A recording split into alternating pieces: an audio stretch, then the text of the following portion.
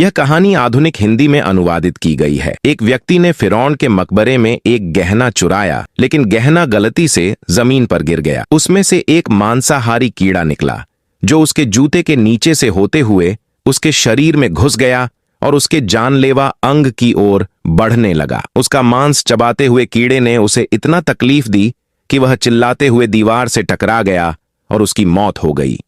इसी बीच छोटे और उसके दोस्तों ने एक पत्थर का ताबूत खोजा। छोटी ने अनुमान लगाया कि यह ताबूत जो मौत के देवता के पैरों के नीचे दबा हुआ था, या तो किसी महान व्यक्ति का है या किसी बहुत बुरे व्यक्ति का, और जिस लोहे के बक्से में खजाने का नक्शा था वही इस ताबूत को खोलने की चाबी थी। उन्होंने ताबूत खोला और अंदर से एक सूखा हुआ शव बाहर आ गया, जिसकी आंखों के चारों ओर उंगलियों के निशान थे जो मृतक की असीम पीड़ा को दर्शाते थे। इसी समय एक और गिरोह ने एक बक्सा खोजा जिस पर साफ साफ लिखा था कि इसे खोलने वाले की मौत हो जाएगी, लेकिन लालची अमेरिकी अपने लालच को रोक नहीं सका और बक्सा खोल दिया। अंदर एक बुक ऑफ द डेड, मृतकों की किताब और कुछ अजीबोगरीब चीजें थीं। वे अपना लूटा हुआ सामान लेकर जमीन पर वापस आए और छोटे के सामने शेखी बघारने लगे। छोटी ने देखा कि उन्हें बुक ऑफ द डेड मिल गई है, और जब वे सो रहे थे तो उसने चुपके से वह किताब चुरा ली। अहाव ने किताब में क्या लिखा है यह जानने के लिए चाबी से उसे खोला और धीरे धीरे मंत्र पढ़ने लगा। जैसे ही उसने मंत्र पढ़ा, ताबूत में रखा मम्मी जाग उठा। तुम्हें इस किताब को नहीं पढ़ना चाहिए। अचानक कयामत आ गई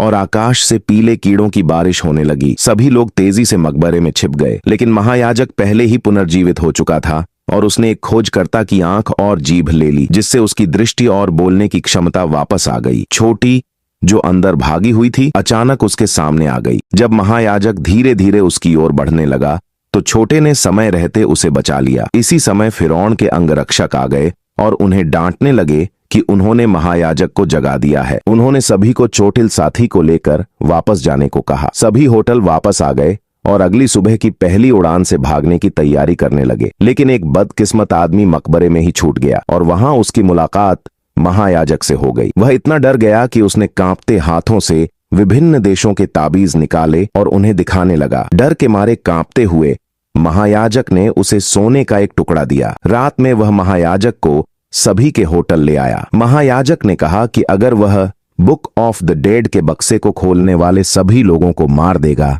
तो वह फिर से मानव रूप प्राप्त कर लेगा।